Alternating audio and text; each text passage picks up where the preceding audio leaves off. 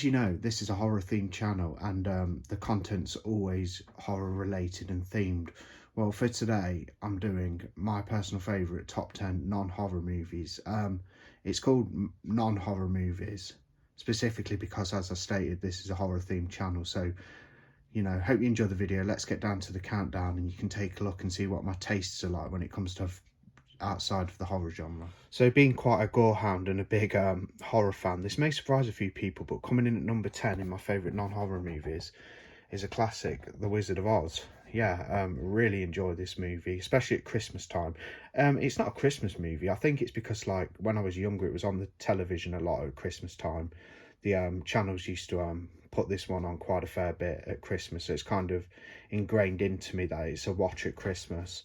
So yeah, normally watch this film at Christmas time, you know, either a little bit before or perhaps in the period between Christmas and New Year's.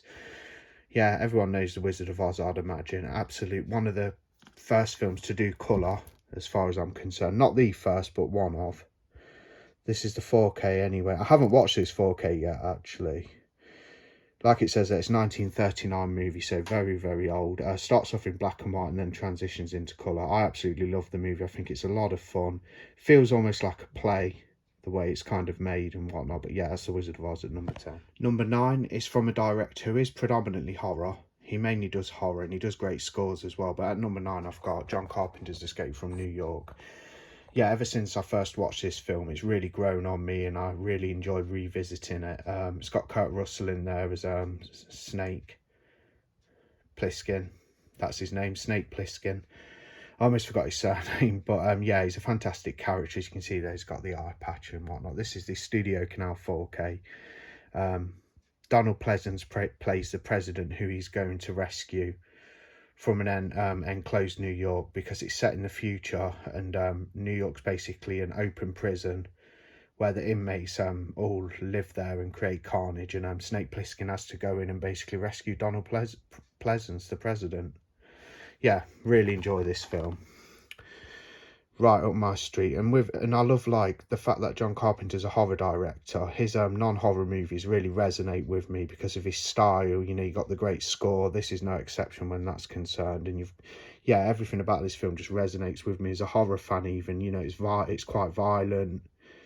It's a little bit gritty. You know, it's got some great action sequences, and the acting's pretty darn good.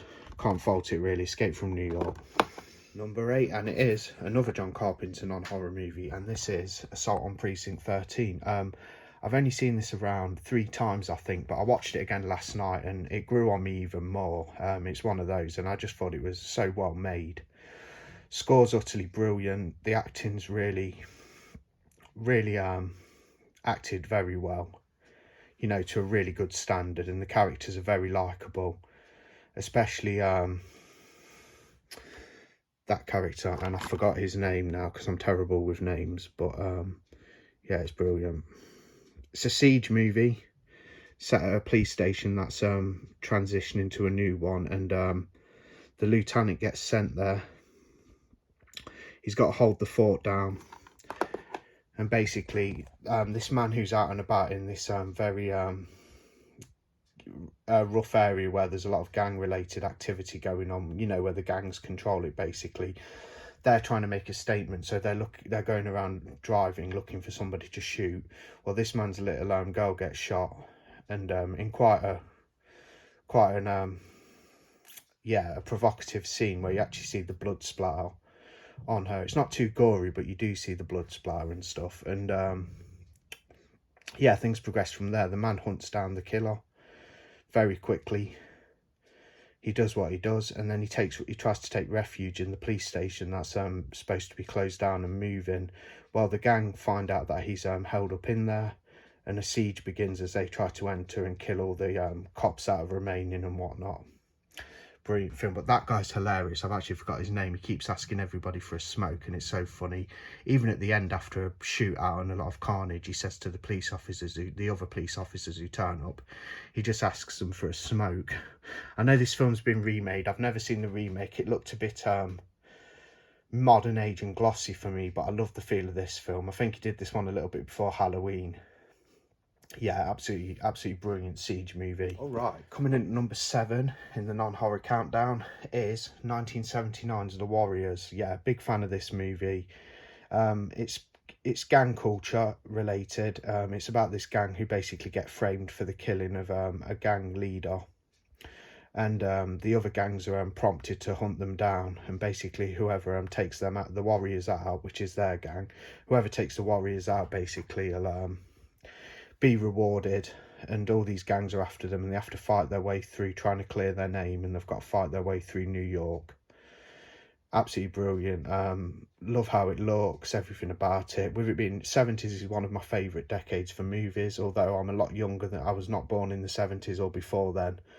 I'm a lot younger, but I come onto this movie when I was in my teens in the 2000s, and I just thought it was great, and I've enjoyed it ever since. Not watched it for a while, mind you, but yeah, The Warriors at number 7. Number 6 is considered a masterpiece, and I would say it is too, in my own personal opinion, and it's directed by Stanley Kubrick, and that is A Clockwork Orange. Yeah, this movie's absolutely brilliant. Stars Malcolm McDowell when he's younger, who's also he's been in a lot of great horror films in recent sort of memory. He was in the Rob Zombie's Halloween remake and sequel, which I really like those films. I know that's a bit of an unpopular opinion, but I thought Malcolm McDowell was great as Dr. Loomis. No Donald Pleasance, but he was great as Dr. Loomis in the role. Anyway, regardless, A Clockwork Orange. Sort of set in the future. It's a 70s movie.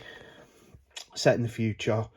You know, it's another gang-related movie. You've seen a theme here. I kind of like these dystopian gang sort of themed movies, and basically they go around stealing from people and creating carnage. They basically are a bunch of wrong-uns, and they do exactly what they want when they want to do it.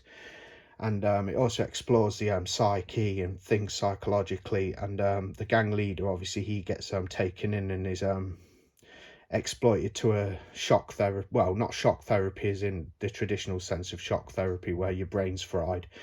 He undergoes a therapy where he has to watch a bunch of images, and it alters his mind, and he comes back out a changed man, but the world's changed as well, and he encounters all that. And yeah, I don't want to give too much away, but it's absolutely brilliant. This is a nice Blu-ray edition of the film. There's the classic art that's on the original poster, I think. Yeah, I believe so.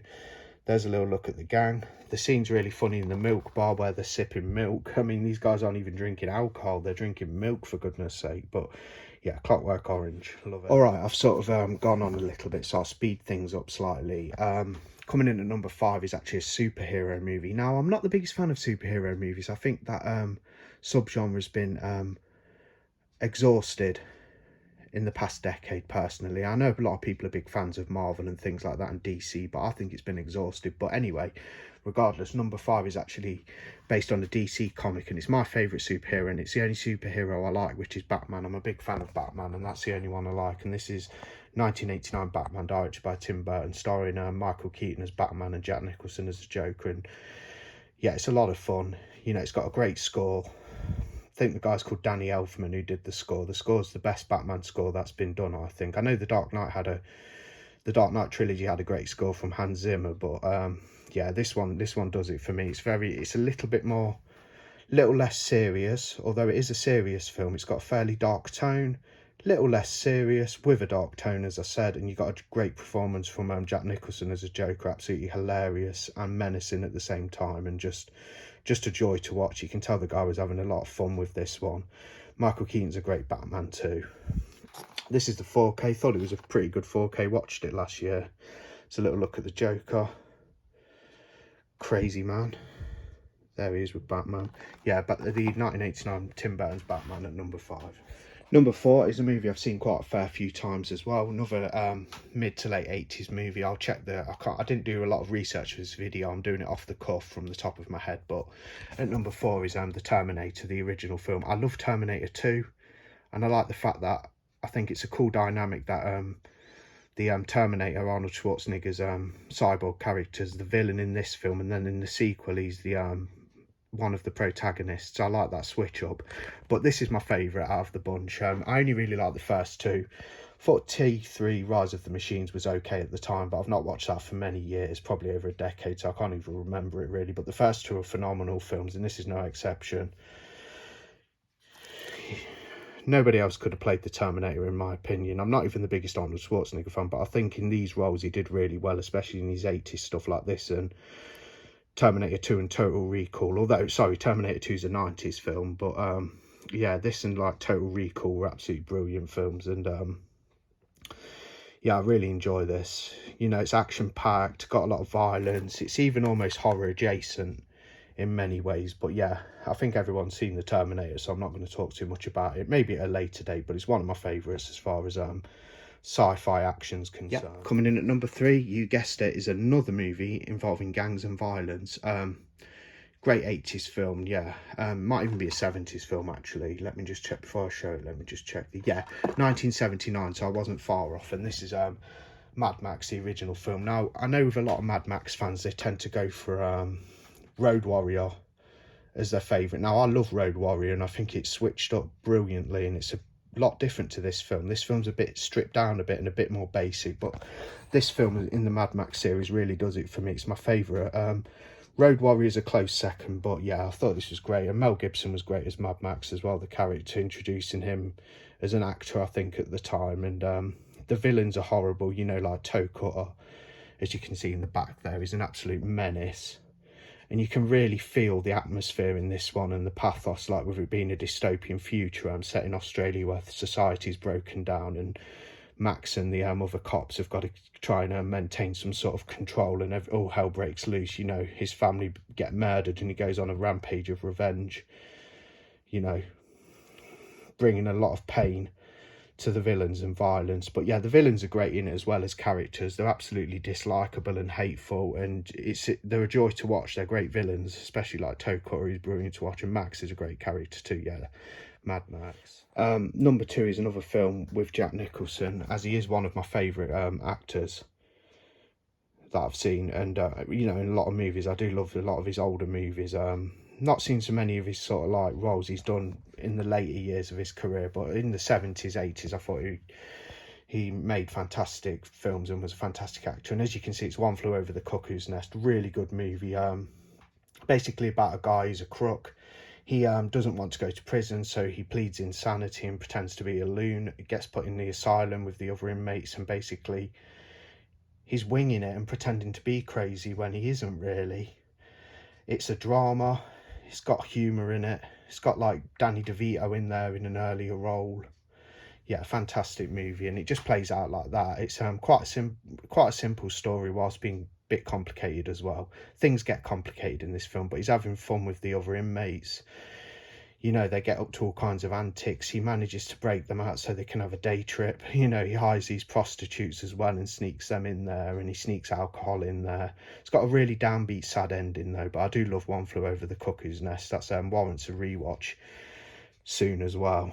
Yeah, let me know your thoughts on that film if you've seen it. But if you like Jack Nicholson as an actor and enjoys performances, this is his best, probably. This is the best film he's ever done, and one of the best films ever made, I think. Absolutely gripping, funny as well, kind of a serious movie, but then also has its humour elements, and yeah, it's just a brilliant story. Great like drama. One Flew Over the Cuckoo's Nest. Yeah, I really enjoy it. So we're on to number 1 now, and this is my favourite movie, hands down. That's non-horror. It's not my favourite movie because my favourite movie is a horror movie, which I may have even revealed on the channel through talking sometime, but I'll do a top 10. I might even do a top 100 countdown of my favourite horror movies, although that'll be a long video to finish. But anyway, my favourite non-horror movie is, hands down, Scarface with Al Pacino. Absolutely fantastic film. I mean, you got Michelle Pfeiffer in there as well. All the characters are pretty great. It's an underdog story in the crime world. He's a Cuban immigrant, as most of you will know because you'd have seen it. He's a Cuban immigrant, rises through the ranks. There's a lot of betrayal and twists in the story.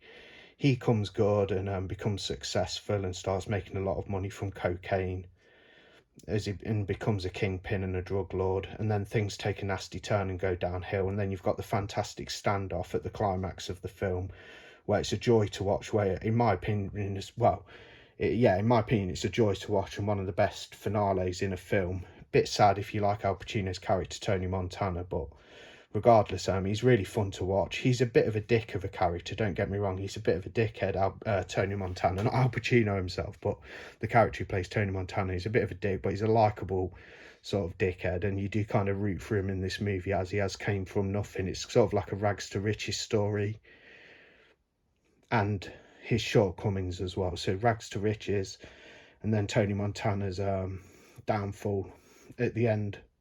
You do root for him. It's got one of the best final scenes in a gangster movie, I think, where he's fending off all of Sosa's men at the mansion, and you know, he goes absolutely crazy and insane, and he's taking out like double-digit amounts of people that are trying to kill him and his crew. But it does lead to his demise, unfortunately. But Scarface, one of the best gangster movies ever made. This is the 4K. I've never watched it in 4K. I do have a Blu-ray as well. I need to crack this open and watch it. Sure, it's a good transfer and whatnot. The setting in Miami is absolutely brilliant as well. It's really colourful and vibrant, and adds a really nice like change of pace in a gangster movie, because a lot of gangster movies are sort of set in you know, those kind of traditional cities like New York and Chicago, I think, stuff like that, and they look a bit more darker. But this has got a very bright feel to it, with it being in Miami. It's always sunny and you see the palm trees and stuff. But my favourite non-horror is Scarface, yeah, hands down. Yeah, looking forward to watching this 4K. Never watched it before. You almost had a glimpse of me then through this wrapper. I don't really care though. Anyway, any comments on this video? Don't know if you'll like it or not, with this being a horror themed channel. Back to horror next video.